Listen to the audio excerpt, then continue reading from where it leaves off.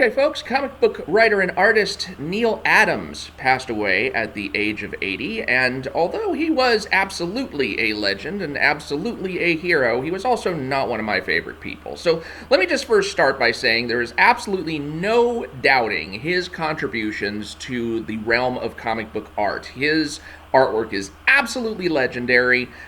He is known for his iconic run on Batman, on Green Lantern and Green Arrow. He's known for the famous Superman picture of Superman breaking the kryptonite chains, the Kryptonite No More picture.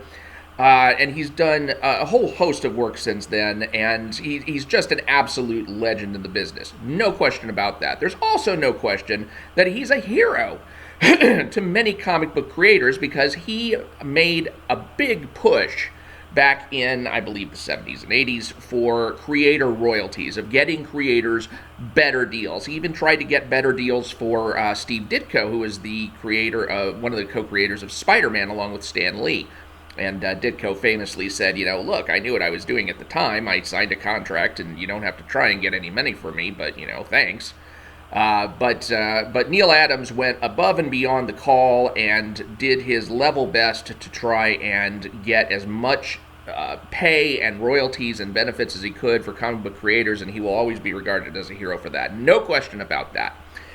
However, there are a couple of things that I had reason to find personally irritating about the guy, and one of those things was, and this came from direct interactions that I had with him. This is not just me, commenting on someone from afar. This is me being basically face-to-face with the guy and having a couple of reasons to be pissed off. One was, I don't know if you know this about Neal Adams. It may not be one of the most popular things, but he made no secret about it. So it's not like I'm telling you something you shouldn't know or that he didn't want you to know, but that he was a big believer in an alternate science theory that plate tectonics was bunk. So basically, plate tectonics is the idea that the Earth, as its more molten portions beneath the surface move around, that's also dragging the continents around, and it causes the continents to break apart and then come into the current shapes that they're at. Famously, there's like 3 volcanoes in Australia that all have the same magma signature, and the reason that they do is because even though they're located in 3 different places, the continent over time moved over the magma opening in the Earth, and so the magma shot up at 3 different times, creating 3 different volcanoes with the same signature. So plate tectonics is actually pretty well established, but he actually denied that and supported an alternate science theory, which basically said that matter is being continually created at the center of all the planets. And so the Earth is not, its surface is not shifting around, it's actually expanding. Now, I don't fault the guy for believing in an alternate science theory. Now, there's various times, look at our current COVID-19 stuff, look at how the AIDS epidemic was treated back in the day.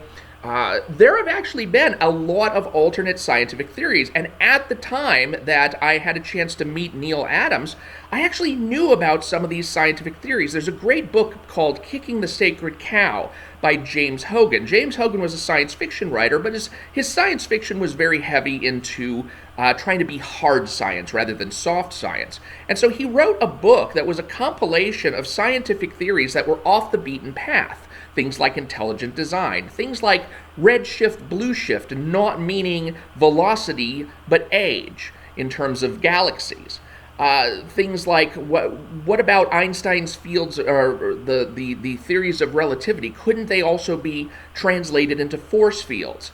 So there were several different kinds of alternate science theories at the time and being explored by various people. Now, some of them, had already been relegated to the realms of fringe science, kind of like the way the creation science is done today, and that one rightfully so. But at the time, I was looking at those and found them rather fascinating. I was trying to dig up a whole bunch of books, some of the original sources on these scientific theories. So when Neal Adams, it turned out, was a fan of alternate science, when he was actively promoting this idea that there was matter being created at the center of the Earth, and that the planet's expansion was actually what caused the continents to rupture and drift apart, I thought I'd bring up the fact that, I've actually, that's an interesting theory. I've actually heard of some other theories about some other things. And I thought he'd be like enthusiastic to hear that, there's more areas of science than just geology, than just plate tectonics that are under challenge. But instead, he took this attitude, and I spoke with him directly. I'm saying again, he took this attitude kind of like, oh, well, what I'm talking about isn't any of that stuff. Like alternate scientific theory in the world is a crackpot theory, except the one that he supports. Okay, yeah, sure, all right, yeah. So that was a bit off-putting. Okay, but that wasn't the worst thing. The worst thing really is that Neal Adams went and created a company, a comic book company of his own. It was actually a fairly well-known and very, very visible, shelf-visible comic because the artwork on it was amazing. Continuity Comics, and if you're a longtime comics reader, you're probably familiar with the name, but Continuity Comics, you couldn't miss them when they were on the shelves. They had a great trade dress. They had just eye-popping artwork. It was some of the most amazing things. You had characters like Armor and Megalith and Cyberrad and Ms. Mystic, and your eyes were just captivated by these just stunning pictures of characters, and they were so in your face and with the dialogue popping out and drawing you in. I really wound up getting into Continuity Comics a lot later. I had to go around hunting for old issues, and I eventually found and compiled an entire catalog of all of the Continuity Comics at the time they'd come out, except I think I might have passed on Toy Boy, which was one about a kid who was kind of like a young Tony Stark and could create all of these toys that were mechanized servants of his and would fight crime using that. So that was probably one that I passed up. Bucky O'Hare, I think, was another of those continuity characters I passed up. But the main Continuity Comics universe, which was all interlinked, which involved Megalith, which involved Armor and Silver Streak and Ms. Mystic and Valeria the She-Bat was one of his later creations. Those comics were just amazing, and they dealt with real-world themes. They dealt with environmentalism long before environmentalism was cool. They dealt with police issues. They dealt with crime issues, and especially racism issues. There were a lot of... It was really an amazing company at the time. The only problem with it was a little bit clunky in two ways. One was you had a hard time knowing when the comic book ended. I mean, if anybody remembers Rob Liefeld's #1 and coming to the last issue of that comic and saying, "Is it over? I think it's over."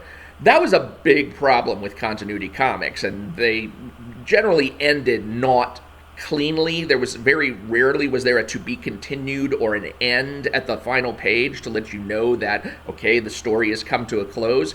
So it was often a jarring read. You get to the back of the book, and then all of a sudden you'd be like, oh, it's just ads from here on out. So that was just a pet peeve, but not anything that made me resent the guy. The thing that kind of got me is that he put out a lot of material and restarts of the comics without finishing any of the earlier work. He was terrible about that. His company was terrible about that.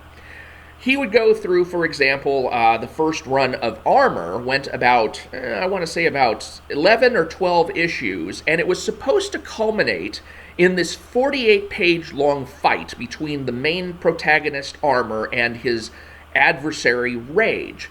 And he was supposed to just have a 48-page, knockdown, drag-out, blood-curdling fight. And it was supposed to be the culmination of their entire, adversarial relationship.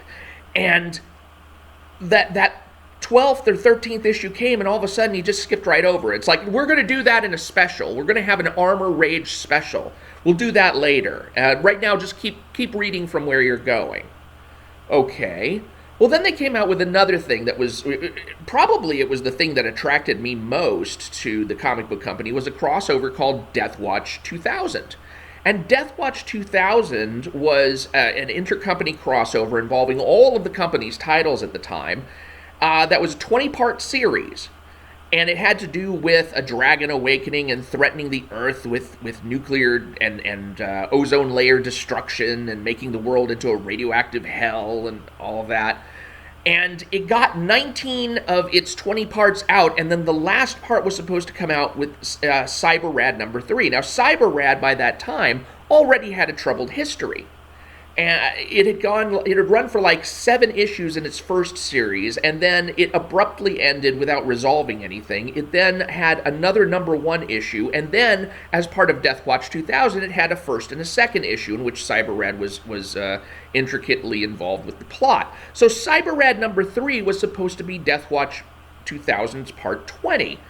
It never came out. It never came out. The company went under, and then instead of, when they got back together and started putting out more stuff, they went right into this new thing called The Rise of Magic and never wrapped up the prior storyline for Death Watch 2000. Now, here's the part that I'm getting to that really irritated me about Neal Adams.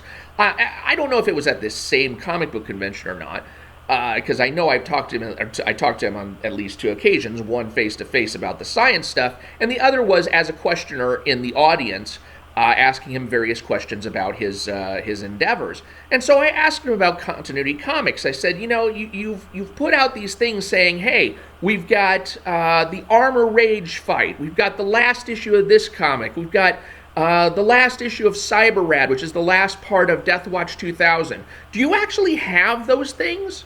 Do you actually have those, and you just haven't published them? Now keep in mind, this was about, it had to be probably around 2007 or later, and it had been years. I mean, maybe even 20 years, at least 10, but maybe 20 years since the company had folded.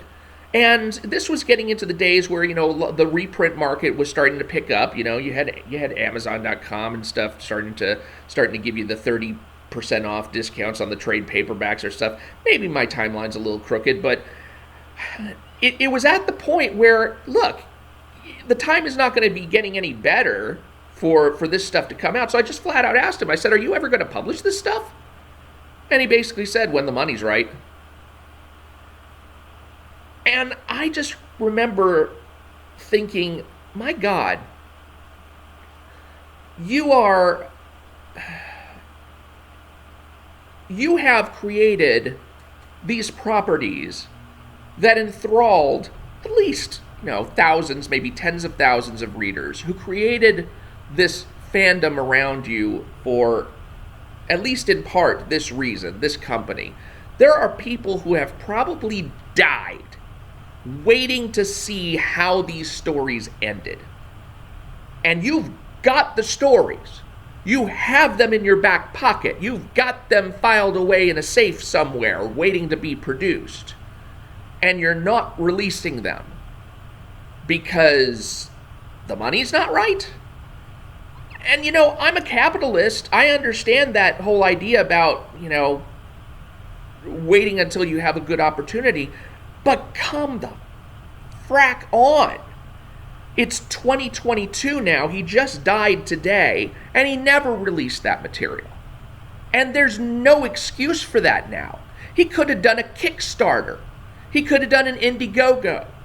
Do you think nobody would have paid? I would have paid. I would have loved to have seen those things come out. I just hope that Neal Adams' heirs get control of that material, that they can find that material, that it didn't get destroyed in a fire at some point, because that at least would be a legitimate reason not to publish it.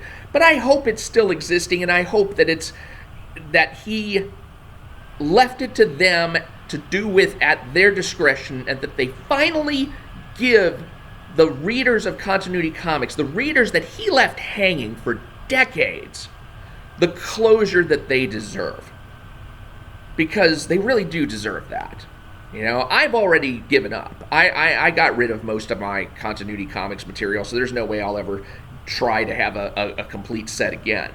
But if there were some kind of Indiegogo or Kickstarter or other crowdfunding campaign where they were to put together all of the comic book material that they published under Continuity and said, hey, let's hit one more for the Gipper and republish this and maybe generate some money for the family or something. And here is the unfinished work, the finished work. He said he had it. He said that he had it.